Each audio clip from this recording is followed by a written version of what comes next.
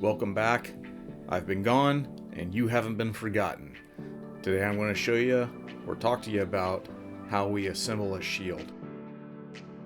We start off first by picking up our spreader bars and placing them on the shield, where they have a smaller diameter bar welded to the shield, and the spreader bar just slides over the top of it, and a keeper pin slides through a cut hole, and a keeper pin goes in there as well to hold the pin in place. Once all your spreader bars are in place, you can then pick up the other half of the shield. We do this by picking up the whole side while the other side is laying down, and we'll orient it so all the pins and everything line up with the spreader bars, and then we'll just set it on top.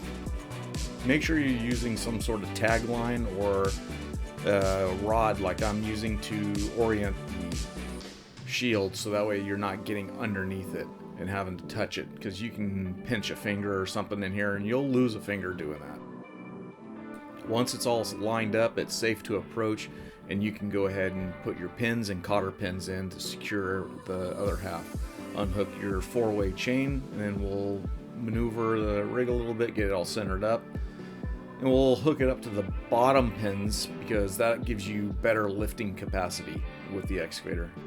So what we have is a 24-foot long shield with 6-foot spreaders in it, and it's built for deep excavation, so it's thicker than normal. So it's a lot heavier, and this 350 is having a hard time picking it up. So I tell the operator to scooch up close to it, get the boom all the way up, and knuckle out, and that's your best lifting position. Alright monkeys, thanks for hanging out. If you made it to the end, thank you. Don't forget, hit the like, subscribe, and hit the little tinker bell for me so you get notified when I actually put out another video.